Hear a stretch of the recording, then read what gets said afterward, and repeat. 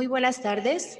Capacitación Fiscal Integral CAFISIN les da la más cordial bienvenida a esta conferencia virtual sobre aspectos importantes de la Iniciativa de Reforma Fiscal 2021, que será impartida por el Dr. Fidel Reyes Loera, de quien me permitiré leer algunos datos de su currículum.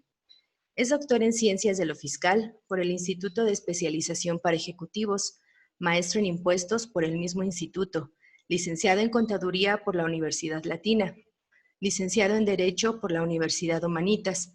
Actualmente tiene suspendidos los estudios de un segundo doctorado en Derecho y Ciencias Jurídicas, mismo que será retomado en breve. Es conferencista y expositor en varias capacitadoras como son CADEM Consultores SC, GBA Consultoría y Capacitación SC, Argos Cursa, Grupo Fiscal Orde y MEFI SC. Docente a nivel licenciatura y maestría en diversas instituciones como son Instituto Superior de Contaduría y Administración, Universidad del Valle de México, UNITEC, Universidad de Ecatepec, GBA Maestría en Impuestos, entre otras. Su actividad profesional la desempeña en la firma de contadores públicos y abogados Reyes Loera de Santiago y Asociados SC. Los dejo con el doctor Reyes Loera. Bienvenidos.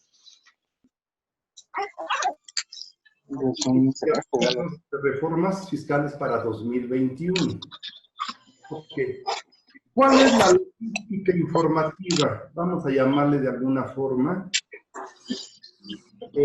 a esto, ¿verdad? Bueno, miren, esto está previsto, contemplado en el artículo 74, fracción cuarta de nuestra Constitución. Ahí es donde se origina o donde está marcada la obligación para el Poder Ejecutivo, claro, a través de la Secretaría de Hacienda y Crédito Público, mandar el paquete económico al Congreso de la Unión. ¿Cuándo? A más tardar el 8 de septiembre de cada año. En este caso fue de el 2020, ¿verdad? Y puntualmente vimos ahí al doctor Arturo Herrera, secretario de Hacienda, entregando este paquete económico. ¿Ok? Entonces, bueno, esto es cada año porque es un mandato constitucional. ¿Qué fechas existen para aprobar esta iniciativa que está mandando el Poder Ejecutivo, repito, a través de la Secretaría de Hacienda? Bueno, la Cámara de Diputados, no olvidar que cuando se trata de impuestos, cuando es una iniciativa en materia de impuestos, la Cámara de origen va a ser la Cámara de Diputados, siempre, que también está especificado así en la Constitución. Entonces, esta Cámara de Diputados van a discutir, van a analizar esta iniciativa y tiene fecha límite para aprobar el 20 de octubre del 2020. Después, esta Cámara de origen, una vez que aprueba, pasa a la Cámara revisora, que es la Cámara de Senadores. Y ambas cámaras, diputados y senadores, tienen hasta el 31 de octubre de cada año, en este caso 2020, para que aprueben ya las dos cámaras la iniciativa y se promulgue, se publique posteriormente, ¿verdad? La Cámara de Diputados adicionalmente tiene a más tardar hasta el 15 de noviembre para aprobar el presupuesto de egresos de la Federación. Es importante recordar que este presupuesto de egreso es exclusivo su aprobación de la Cámara de Diputados. No interviene aquí la Cámara de Senadores. Y bueno, esto es como preámbulo para entender un poquito dónde se inicia esto de las reformas fiscales, de dónde sale pues la iniciativa y cuál es la logística que va siguiendo hasta que finalmente se aprueba y se nos da a conocer a través del Diario Oficial de la Federación. Muy bien.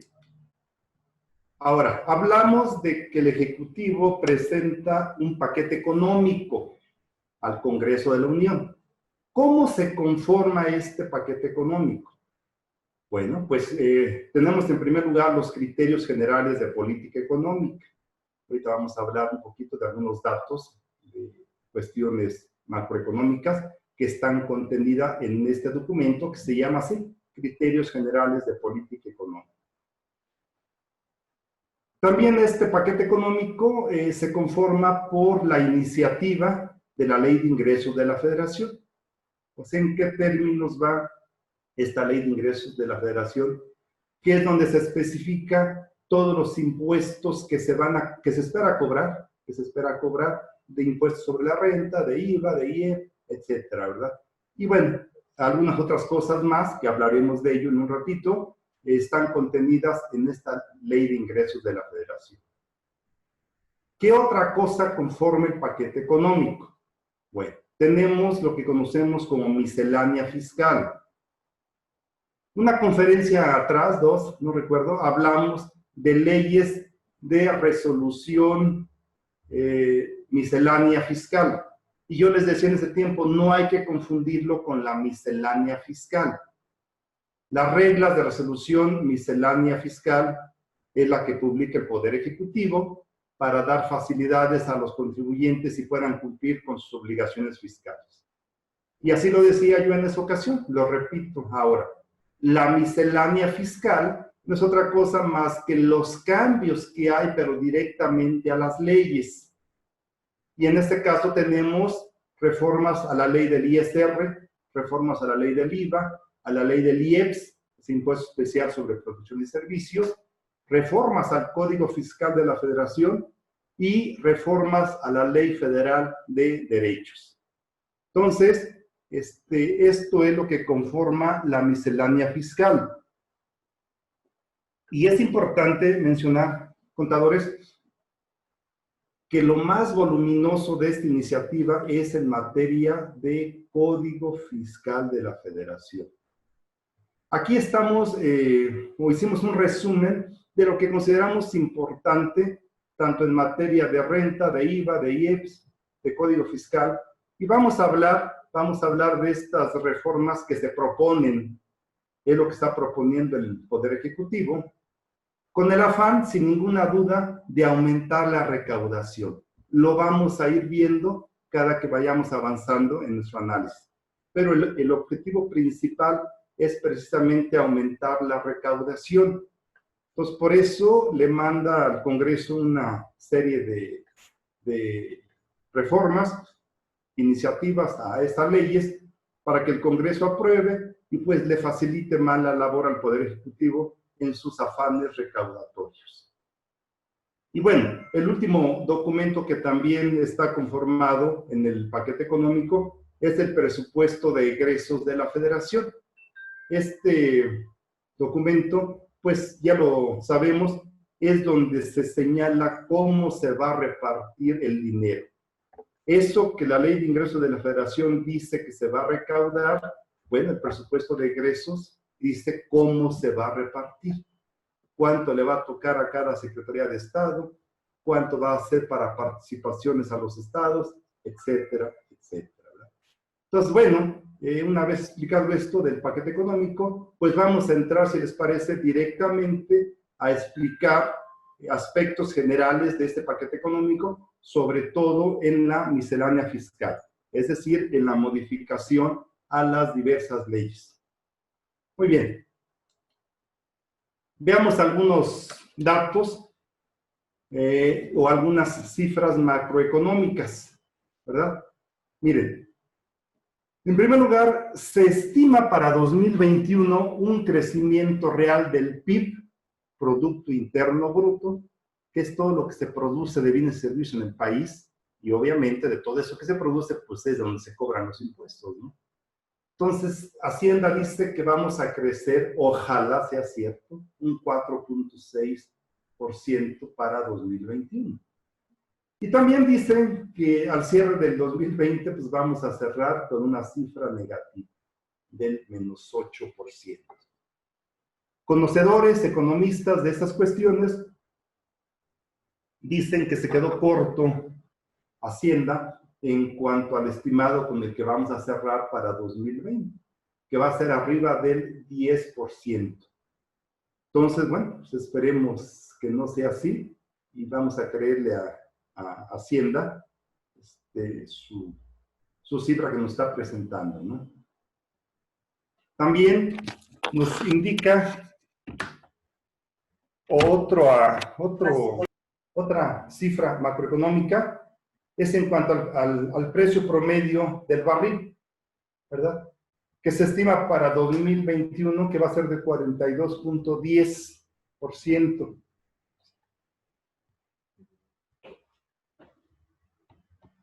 A ver, sí. Ya, ok, una disculpa, contadores. Bueno, entonces, el precio promedio de barril del petróleo, que se estima que para el cierre del 2020 va a ser en 34.60, ya ven que es un bajón bárbaro. Bueno, para 2021 se espera que estemos en 42.10 dólares por barril. La tasa de interés en los CETES para el 2020 es 5.3, para el 2021 se estima que va a ser del 4%. La inflación, muy parecida en ambos años, 3.5 para 2020 y 3% para 2021. Vamos bien en cuanto a 2020, yo creo que sí vamos a cerrar con una cifra que andará por ahí, del 3.5.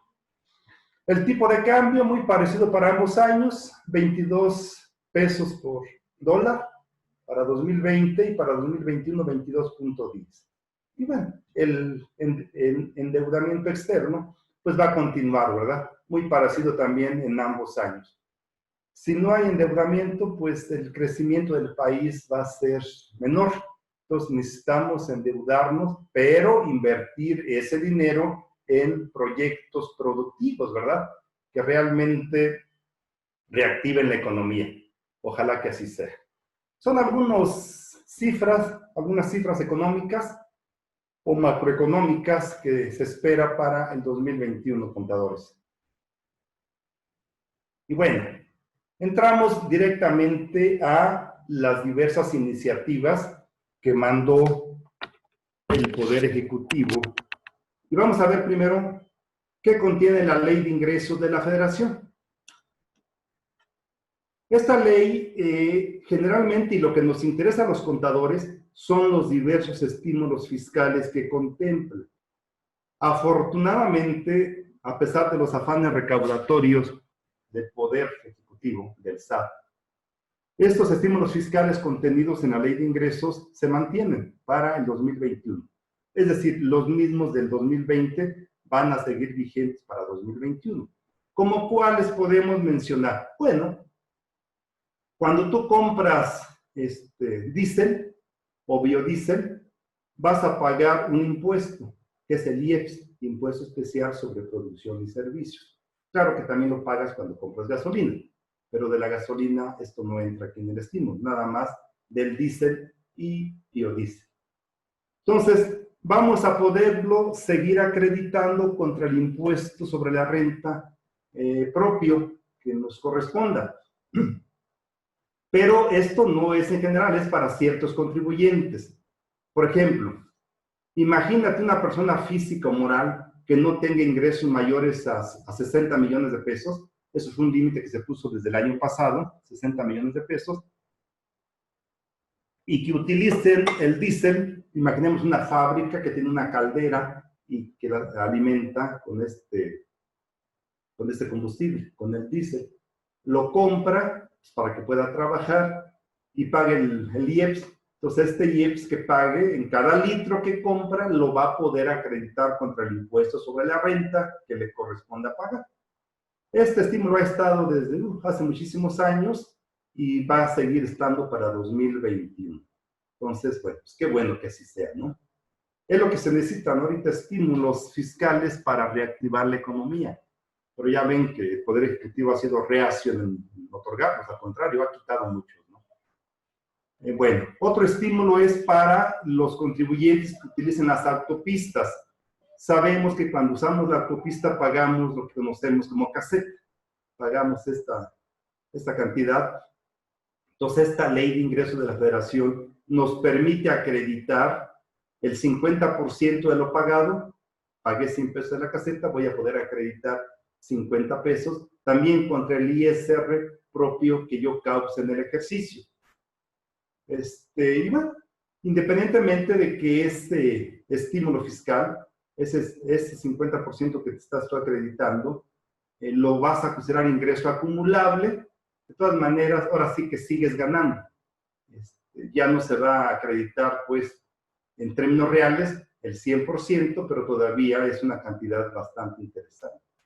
Entonces, hay que cumplir con los requisitos mencionados en la ley de ingresos para podernos acreditar este gasto que hacemos en pago de autopistas. También para los contribuyentes que utilicen combustibles fósiles en sus procesos productivos, pero que no se destinen a la combustión. Es decir, que no lo vas a quemar. Tú compras un combustible fósil, no sé, queroseno, por ejemplo, ¿no? O algún otro, que son muchísimos, ¿no? ¿Para qué? Pues para mezclarlo ahí en tu proceso productivo y poder elaborar tu producto. Entonces, no lo estás quemando, no lo estás sometiendo a un proceso de combustión. Bueno, pues también vas a tener el derecho de acreditarte ese IEPS que hayas pagado en la compra de este combustible fósil, también contra el impuesto sobre la renta, ¿no? Contribuyentes dedicados a la minería con ingresos menores de 50 millones de pesos también van a poder acreditar estos derechos que pagan, porque hay una ley federal de derechos que les va a cobrar un derecho a los mineros. Entonces, ese derecho que pagan lo van a poder acreditar también contra el impuesto sobre la renta a cargo que tengan. Y así como estos estímulos contadores, los menciono así muy brevemente, hay más en la ley de ingresos de la Federación, que repito, son los mismos de años anteriores. Entonces, bueno, como contadores que somos, hay que ver si nuestros clientes les aplica alguno de estos estímulos. Esto es lo importante, ¿no? ¿Para qué? Pues para que lo apliquemos. No es tan simplón el asunto como lo estoy mencionando. Hay que cumplir con varios requisitos que están mencionados en la propia ley de ingresos de la Federación y en las reglas de resolución miscelánea de las que hablábamos en una de las conferencias pasadas, ¿no? Pero bueno, como contadores estamos obligados a ver todo esto y aplicarlo a favor de nuestro cliente. Entonces sí, hay que estar atentos a ver si por ahí los legisladores no le meten mano a la ley de ingresos de la Federación y se les ocurra quitar algún estímulo que ahorita como iniciativa está siendo enviada por el Ejecutivo al Congreso, ¿eh? Ojo, hay que tener muy claro esto, ¿eh? Todo lo que vamos a hablar es tentativo. Vamos a ver qué dice el Poder Legislativo, que tiene potestad, tiene facultad para hacer los cambios que ellos consideren pertinentes a las diversas iniciativas que mandó el Poder Ejecutivo. ¿Ok? Muy bien. Cuando tú haces un depósito en el banco, contador, sabemos que vas a pagar impuestos sobre la renta porque te van a pagar intereses.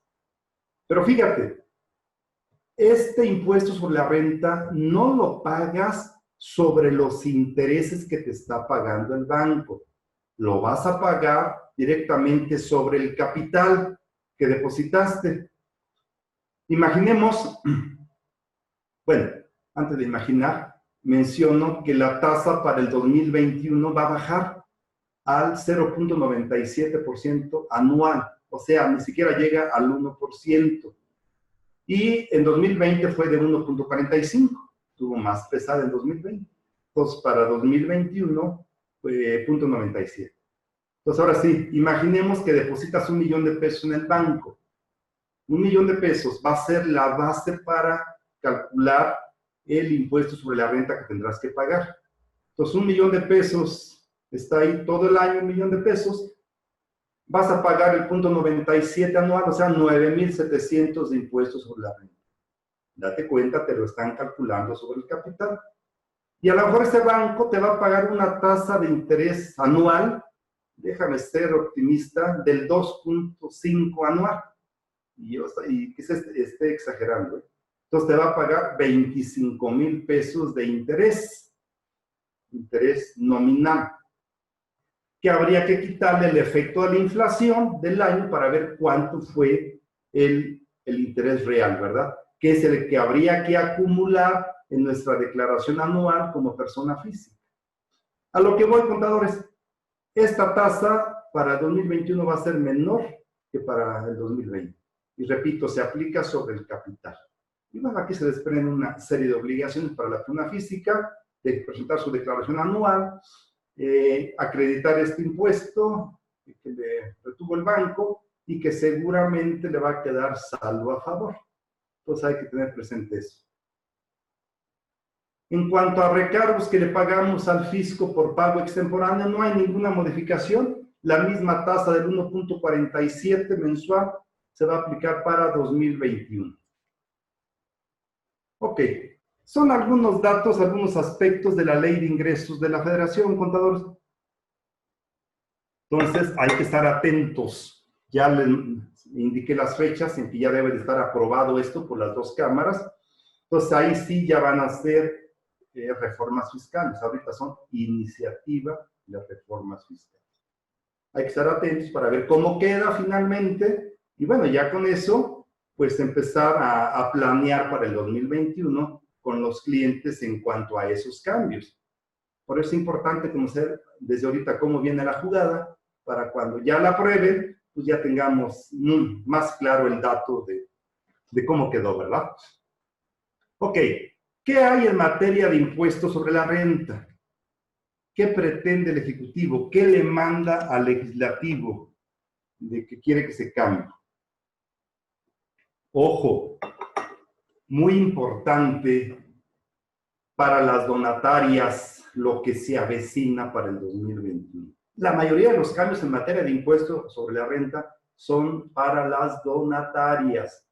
Se endurece aquí los requisitos para que en un momento dado obtengas la autorización para ser donataria autorizada. Y también se endurecen los requisitos para seguir manteniendo esa autorización. Sabemos que las donatarias autorizadas viven de los donativos que otorgan los contribuyentes, personas físicas y morales.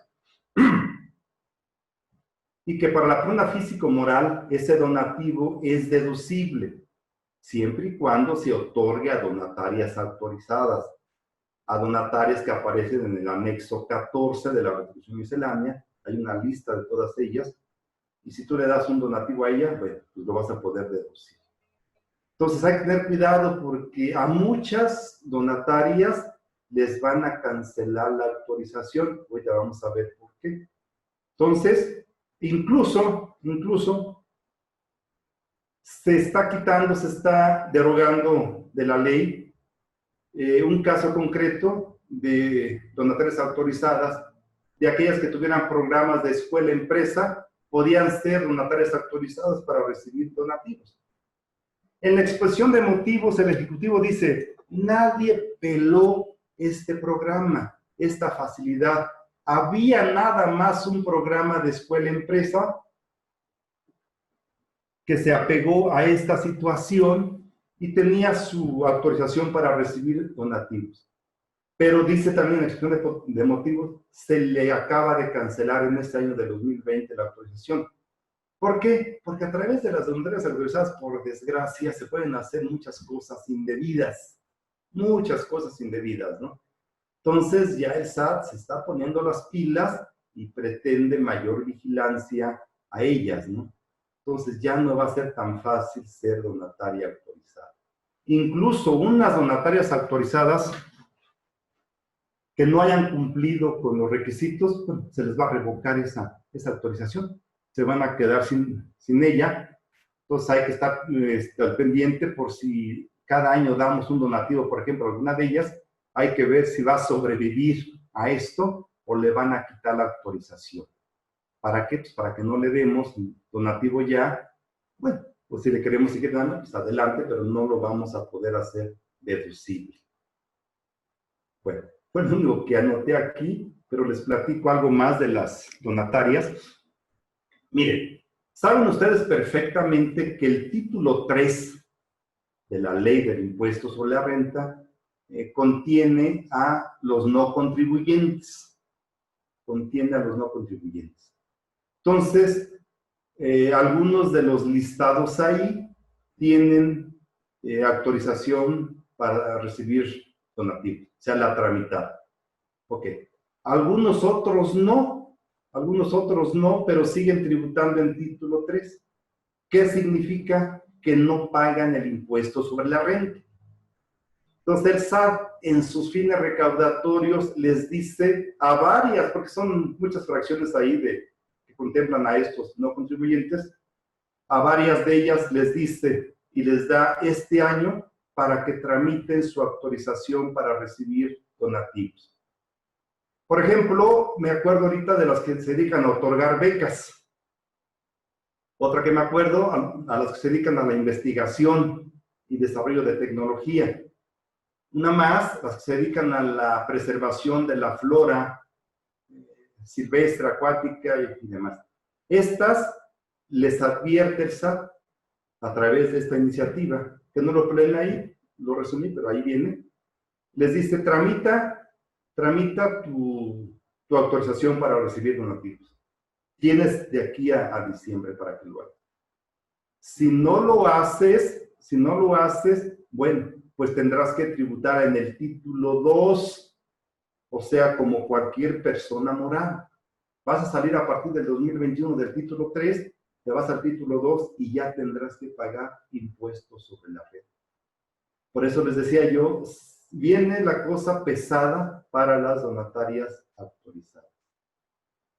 Hay que ver cómo queda, pero muchas que estaban fungiendo como tales, yo creo que pues, va a ser el último año, por los requisitos. Otro problema que también por ahí señala la autoridad, es que se les va a cancelar la autorización para aquellas donatarias que obtuvieron más del 50% de sus ingresos por un concepto diferente al donativo. Bueno, se explica esa situación, caray. Ahí se mete dinero, que sabe de dónde, y se le da o se le viste como donativo, ¿no? Sin ser. O hay otros ingresos que obtiene la donataria y se registran directamente como no donativos, ¿no? Entonces les dice, bueno, si exceden los ingresos de más del 50%, te me vas. Ya te voy a cancelar tu autorización. Bueno, pues vas a tener que irte a tributar seguramente en el título 2 o desaparecer, pero fíjate, todo tu activo tendrás que transmitirlo a otra donataria autorizada. En verdad, yo se los digo aquí muy sencillito, pero viene muy pesado la situación para las donatarias. Repito, muchas de ellas van a desaparecer o se pretende desaparecerlas por cómo están los requisitos, ¿no? Pero bueno, no es la última palabra, es una iniciativa que está proponiendo el Ejecutivo. Repito, vamos a ver qué dice el Legislativo, los diputados, los senadores, y a ver finalmente cómo queda ya el texto en la ley en forma definitiva. Entonces habría que estar pendiente cuando esto ya se convierta en reformas fiscales, contadores. En materia de código fiscal, cuidado también, aquí de hecho es lo sobresaliente de la reforma, o de la pretendida reforma, de la iniciativa, mejor dicho, ¿verdad? Miren, el artículo 5A del Código Fiscal señala que en las operaciones que tú hagas, pues debe de haber una razón de negocios, ¿no? Para que se justifique por qué lo estás haciendo de esa forma. Y decía el 5A, o dice hasta el 2020, pues que esa situación no va a repercutir en materia penal, en el ámbito penal. Que lo que tú hagas se lo hiciste más si el SAT dice que no hay razón de negocios en esa operación que hiciste. Y si nada más lo hiciste con el afán de no pagar el impuesto sobre la renta, bueno, te va a cobrar las diferencias, el impuesto, accesorios, etc. Pero bueno, hasta ahí acababa. Para 2021 señala que, bueno, que la autoridad fiscal se va a limitar al ámbito fiscal, pero sin perjuicio de las investigaciones y la responsabilidad penal que pudiera originarse de esa comisión de algún delito, pues, derivado de este artículo 5A. Es decir, en pocas palabras, aparte de cobrar de los impuestos accesorios, por cuerda separada se va a llevar el problema penal. O sea, también en un momento dado puedes ir a la cárcel por haber hecho algo, algún negocio, alguna operación que carece de razón de negocio y que nada malo hiciste para no pagar el impuesto. Cuidado, cuidado, vamos a ver cómo queda, pero ahorita la iniciativa es esto, que también puede repercutir en el ámbito penal y que no hay problema. Serían dos asuntos separados, repito, se llevarían por fuera separada, el administrativo fiscal y el penal. Enajenaciones a plazo, bueno, por ahí el artículo de código se modifica un poquito para incluir dentro de lo que se considera enajenaciones a plazo lo siguiente, ¿verdad? No tiene mayor trascendencia. Se entiende que se efectúan enajenaciones a plazo con pago diferido o en parcialidades. También cuando se expidan comprobantes fiscales en términos del artículo 29A, fracción cuarta, segundo párrafo de código, inclusive se efectúan con clientes que sean público y general, y se expidan comprobantes fiscales simplificados. O sea, tú en un momento dado vas a realizar una operación que se va a considerar con público en general, y esto puede caer dentro de las enajenaciones a plazo. Nada más complementa pues la definición de lo que se consideraba enajenaciones a plazo, incluyendo que también cuando sea público en general y se expida el comprobante en esos términos, con público en general, también se va a considerar, o se puede considerar que fue una enajenación a plazo. Ojo con lo que sigue, contadores, un verdadero dolor de cabeza, lo de la cancelación del certificado de sello digital. Miren, aquí hay que distinguir dos cosas, para que no nos confundamos. Cuando queda sin efecto el certificado de sello digital o cuando hay una restricción temporal, cosas bien distintas. Cuando queda sin efecto, pues ya valió, ya, olvídate, ya no vamos a poder facturar. Imagínate una empresa que vende sus productos, que presta sus servicios y que no puede facturar porque sus certificados de sello digital quedaron sin efectos, sumamente grave, sumamente grave. Entonces, se pretende incorporar en el Código Fiscal cuando la cancelación va a quedar sin efecto y nos dice el supuesto. Cuando se detecte que los contribuyentes, cuando el contribuyente emisor de comprobantes fiscales es un EFO, se encuentra definitivamente en la situación de inexistencia de operaciones conforme al artículo 69b, cuarto párrafo, o bien se encuentra en el listado a que se refiere el noveno párrafo del 69b bis, por haber transmitido pérdidas fiscales en forma indebida. Lo más común aquí, el EFO, es decir, el que vende facturas, contadores, llamémosle por su nombre. Entonces, cuando se dé cuenta el SAT que esa empresa está facturando operaciones inexistentes, o sea, no hay soporte, son inexistentes, está vendiendo la factura, pues su certificado va a quedar sin efecto. Y va a haber un problema muy tremendo para ese tipo de contribuyentes. También cuando transmita pérdidas fiscales en forma indebida, sería otro supuesto, ¿no? En caso de que el contribuyente subsane las irregularidades detectadas, o sea, el SAT le dice, oye, tú te dedicas a esto, entonces lo invita a que se corrija. Dice, la autoridad contará con un plazo de 10 días hábiles para emitir su resolución en lugar de los 3 que se tenían. Se aumenta el plazo, en lugar de 3 a 10, para que el contribuyente en sus argumentos demuestre que el SAT está equivocado, porque puede estar equivocado la autoridad, desde luego. Entonces, el Código Fiscal le va a dar más días a la autoridad para que dicte la resolución. Y bueno, ¿cuándo es? Cuando es una restricción temporal. Pues te lo van a restringir su uso temporalmente, unos días, en lo que tú haces la aclaración.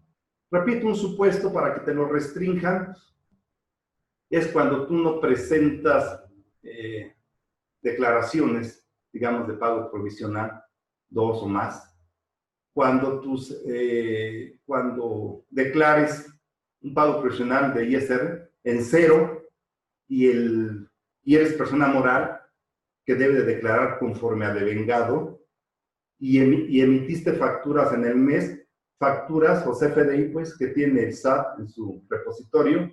Sin embargo, tú sales con que presentaste la declaración en 0. ¿Por qué? Porque no tenías dinero para pagar.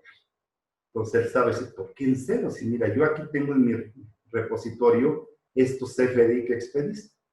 Por lo tanto, en lo que me aclaras, te restrinjo temporalmente el certificado de sello digital.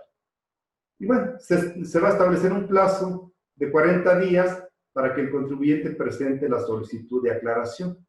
En caso contrario, quedarán sin efecto los certificados. Entonces, ¿quién va a aguantar 40 días sin facturar? ¿No, contadores? Hay que presentar la aclaración prácticamente de inmediato, al día siguiente, ese mismo día. Nos da 40 días, pero seguramente nadie se va a esperar los 40 días, ¿no? Ojo, entonces la autoridad, repito, en sus afanes recaudatorios, está entrando en un terreno muy peligroso para nosotros los contribuyentes. Hay que tener mucho cuidado de cómo se manejan las operaciones en la empresa, pues para no caer en ese tipo de supuestos. Ok. ¿Qué pasa cuando tú solicitas una devolución de un saldo a favor? Bueno, se pretende incorporar un código fiscal por ahí en el artículo 22. Esto de que en el caso de que el contribuyente o bien el domicilio manifestado ante el RFC se tenga por no localizados, o sea, no existe tu domicilio o el contribuyente tampoco se le puede localizar, será causal para tener por no presentada una solicitud de devolución y la misma no se considerará como gestión de cobro que interrumpa la prescripción de la obligación de devolver. Después de ejercer sus facultades de comprobación para determinar la procedencia de saldo a favor, la autoridad deberá emitir su resolución en un plazo de 20 días en lugar de 10 que tenía. Bueno, aquí vemos dos situaciones diferentes, ¿no? Tengamos cuidado cuando hagamos la solicitud de una devolución. El domicilio debe de estar bien clarito, porque la autoridad está facultada para checar. Y si encuentra que ese domicilio no existe, o si al contribuyente no lo puede localizar por ningún medio, entonces esa solicitud que tú presentaste se considera como no presentada. No te van a devolver nada, ¿verdad? Y también sabemos que cuando se solicita la devolución de un saldo a favor, muy común esto en IVA, la autoridad está facultada para ir a tu domicilio fiscal o pedirte documentación, o sea, hacerte una especie de revisión electrónica para ver realmente si ese saldo a favor que está solicitando devolución procede o no. Entonces tenía 10 días para después de hacer su revisión emitir una resolución sobre la procedencia de saldo a favor, procedencia o no. Entonces ahora el plazo va a ser de 20 días. Más tiempecito a la autoridad para que emita su resolución. En materia de registro federal de contribuyentes, hay cambios también. El artículo 27 que contempla esto. Se establece la obligación de registrar y mantener actualizado una sola dirección de correo electrónico y un número telefónico de contribuyente, o bien los medios de contacto que determina el SAT a través de reglas de carácter general. O sea, para que te puedan localizar de inmediato. Debes de tener esto en orden en materia de registro federal de contribuyentes, ¿no?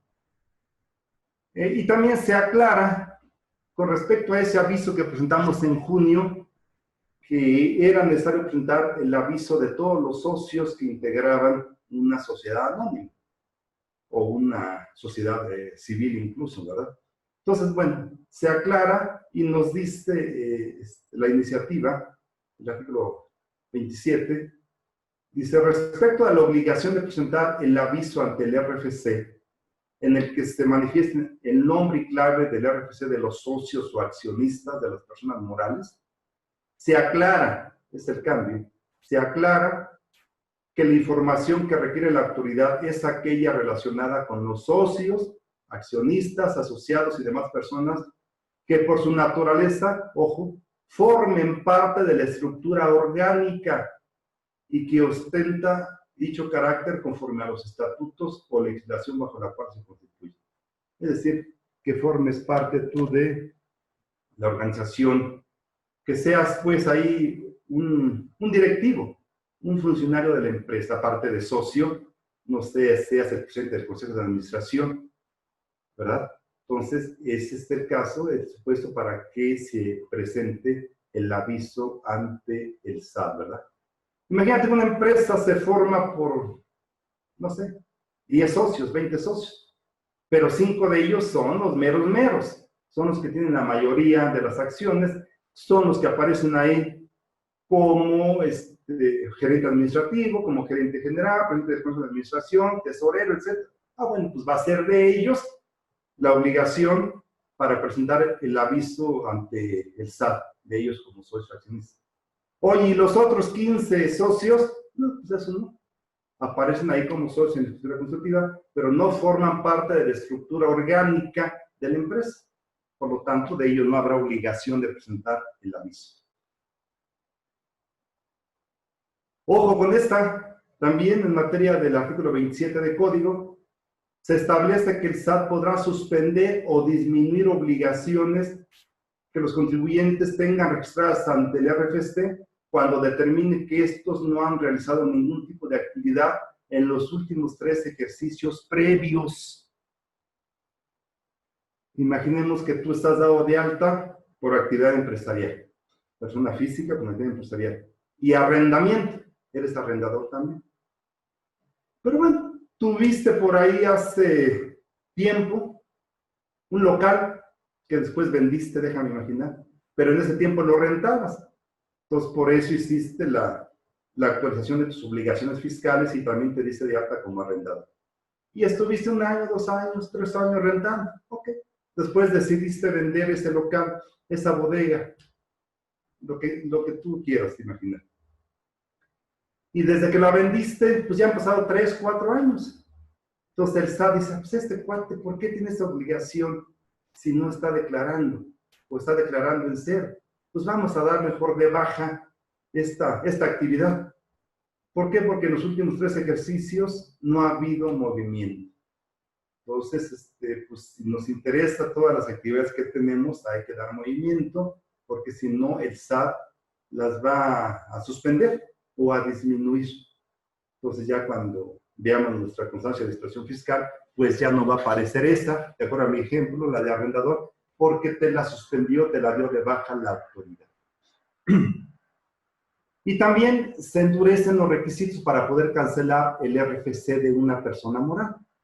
Ya ven que es el último paso en la existencia de una persona moral, la cancelación en el RFC. Entonces, el SAT pues también va a poner mucha atención a esto y te dice que no vas a poder cancelar el RFC si te encuentras en los siguientes supuestos. A, o sea, no estar sujeto al ejercicio de facultades de comprobación ni tener créditos fiscales a cargo. Es decir, en sentido contrario, al contrario sensu, pues, si estás sujeto al ejercicio de facultades de comprobación o tienes un crédito fiscal, pues no vas a poder cancelar el RFC de esa persona moral. Otro supuesto, que no estés publicado en la lista que mencionan los artículos 69, 69b y 69b bis del Código Fiscal, las famosas listas negras, ¿no?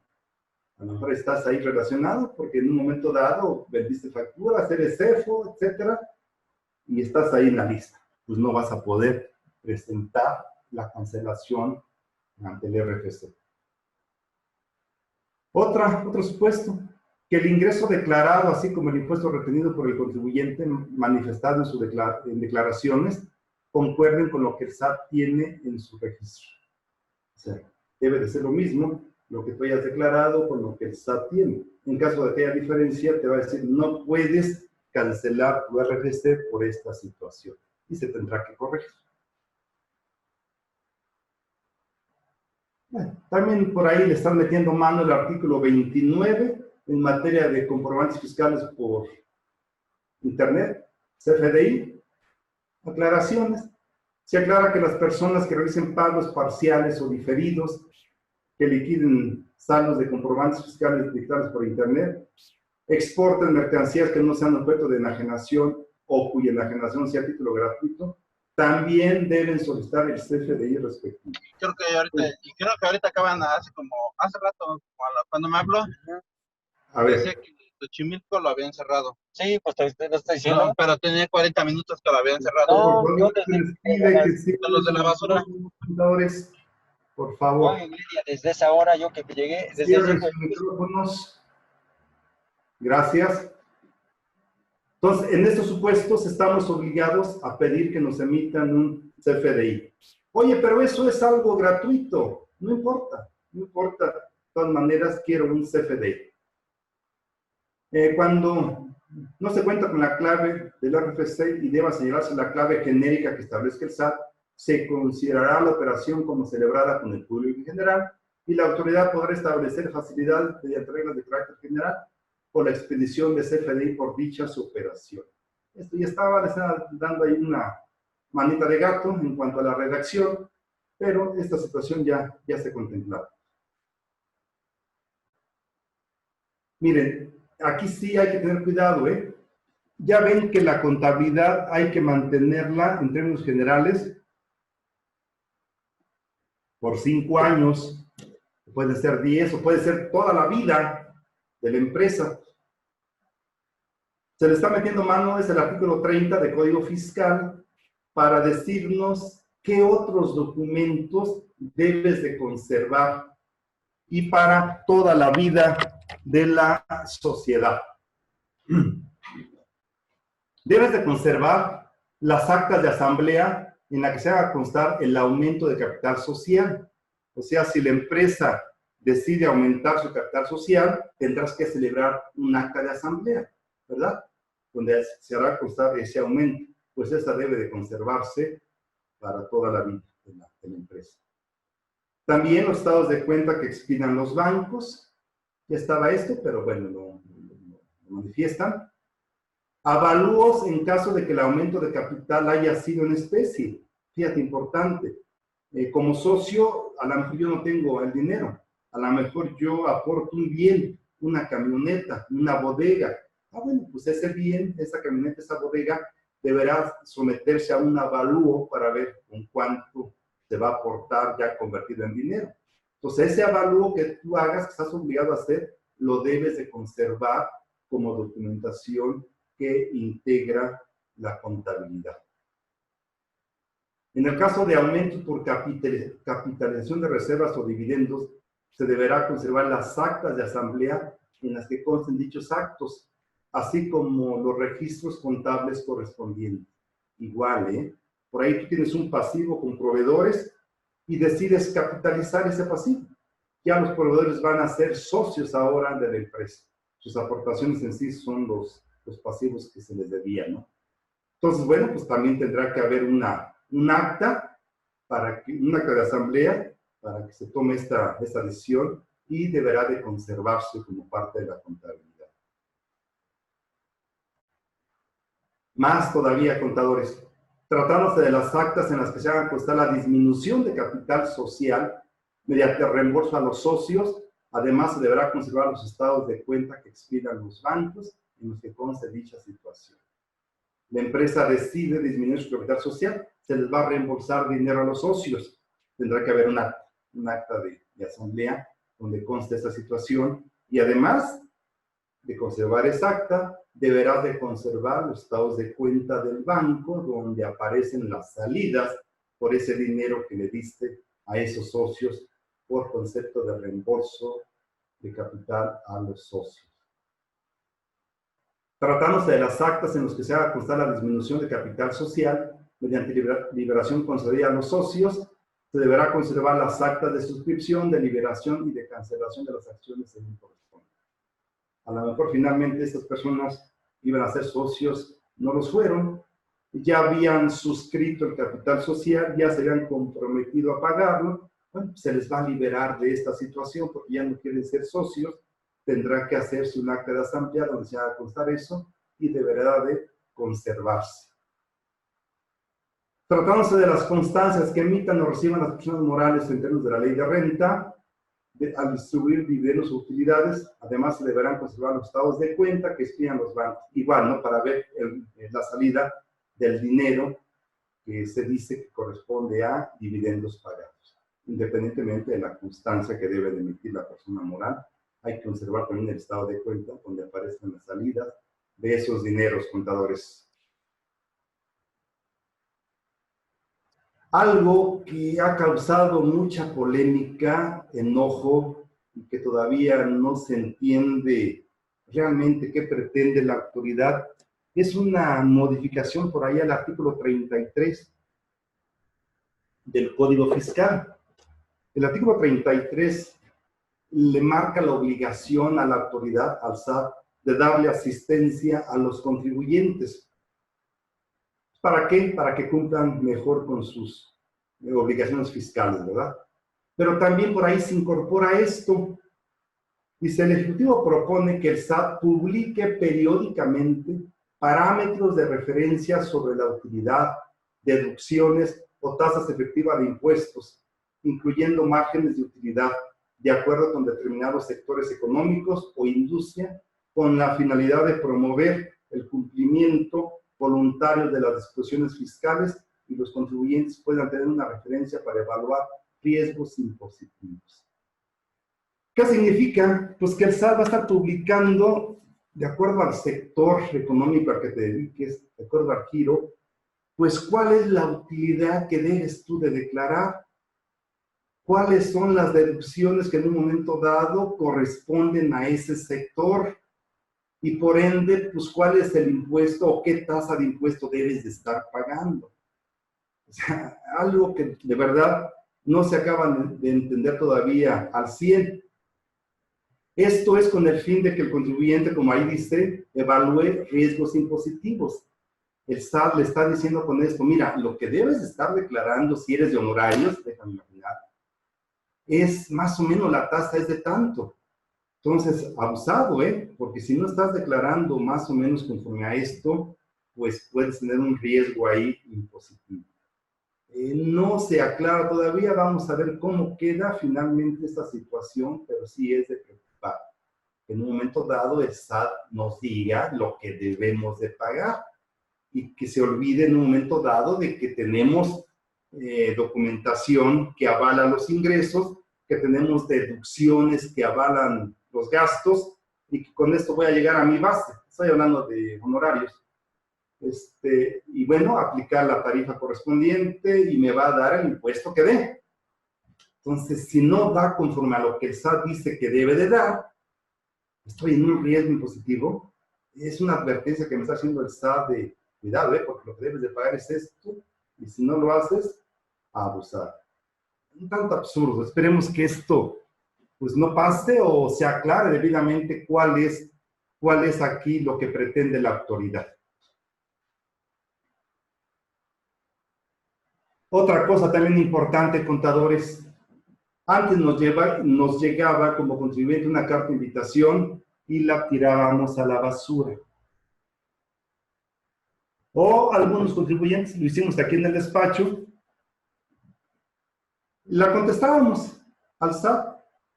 Nos invitaba a que viéramos los meses de enero, febrero, diciembre, no sé, ahí nos señalaba, que revisáramos las declaraciones presentadas y que en su caso presentáramos complementarias.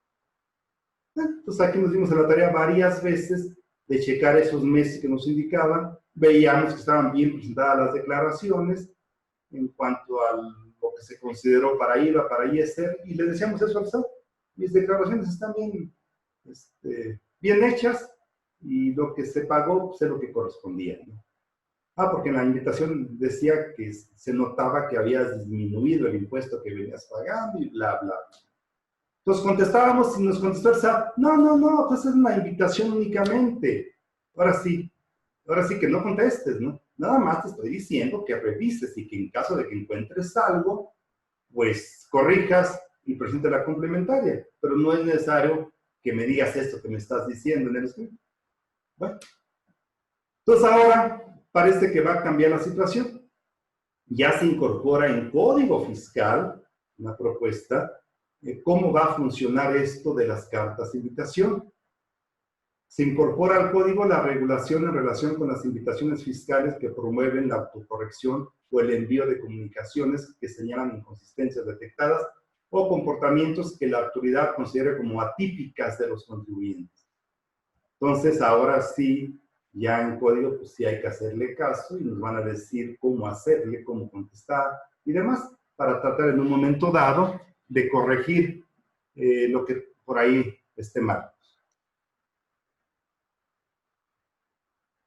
Una nueva facultad de comprobación que le dan al SAT es en cuanto a que puede usar herramientas tecnológicas, el celular, la tablet, la cámara, para tomar fotografías, videos, cuando vaya a la empresa a revisarnos y vea ahí, no sé, bienes, mercancías que a lo mejor considera que son de contrabando, bueno, pues va a poder tomar fotos, videos, o cuando va a buscar al contribuyente y está tocando la puerta y no le abren, también puede tomarse un video para demostrar que sí fue y se vean las características del domicilio y demás.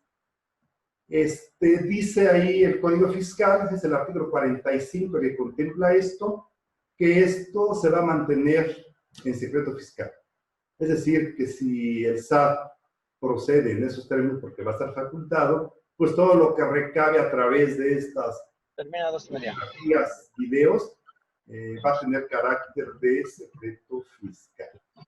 Pues eso también pone delicada la situación, contadores. Cuidado, ¿no? Porque imagínate ahí al personaje del SAT tomando video, recorriendo tus instalaciones y no puedes decirle nada porque el código le va a dar esa facultad. Esperemos que la restringe el legislador y que a lo mejor se pueda hacer esto, pero solamente en ciertos supuestos. Hay que esperar, hay que estar atentos a ver cómo queda esta discusión.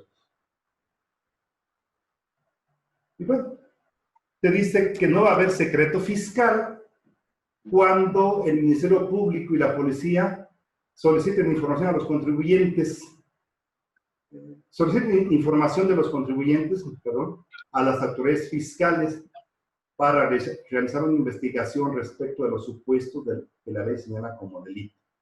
O sea, cuando eso sea, el MP va a estar solicitando información al SAT para integrar la investigación. Entonces, bueno, el SAT le va a mandar la información y esto no se va a considerar que se está violando el secreto fiscal. Los acuerdos conclusivos, contadores, es una herramienta interesante cuando la autoridad nos revisa. ¿Para el audífono? Ah, no, ¿para cargarlo? Contadores, se les pide, por favor, que apaguen sus micrófonos para no interrumpir. Por favor, contadores. Acuerdo conclusivo, dan un plazo de 15 días para que tú te acerques a la PRODECON y digas que quieres llegar a un acuerdo conclusivo para, pues, terminar esta revisión que te hicieron. Sabemos que hay ventajas aquí porque te perdonan la multa, el 100% la primera vez cuando celebras un acuerdo conclusivo. Entonces, esto del acuerdo conclusivo ya está, nada más que lo acotan a que dentro de los 15 días hábiles posteriores a la notificación del oficio de observaciones o de la resolución provisional, o se haya levantado el acta final, es cuando vas dentro de 15 días después de que te entregan esos documentos, vas a poder tomar tú el acuerdo conclusivo. Y te hace la aclaración ahí que no va a proceder un acuerdo conclusivo. Yo creo que no había por qué aclararlo, pero bueno, lo hicieron. No procederá el acuerdo conclusivo cuando se trate de elección de facultades de comprobación en materia de devoluciones de saldos a favor. O sea, van a tu empresa para ver si procede esa devolución del IVA que pediste, encuentran que no te correspondía el saldo a favor, que al contrario debes tanto de IVA, bueno, pues no vas a poder llevar a cabo un acuerdo conclusivo en este caso, ¿verdad? O de pago de lo indebido, o cuando se trate de compulsas a terceros, igual haz una compulsa para determinar bien tu situación, y por allá brincan varias situaciones, te determinan el crédito fiscal, no podrás en este caso llegar a un acuerdo conclusivo. Y el otro supuesto que ahí se menciona, ¿no? Ok.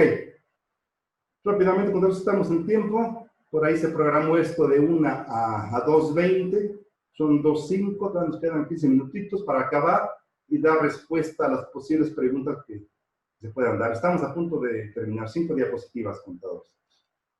En materia de IVA, fíjate, esto es interesante, ¿eh? Estuvo previsto en 2020 que cuando se enajenaran bienes muebles usados a través de plataformas tecnológicas, esto no causaba IVA, estaba exento. Pero ahora ya esto va a estar grabado.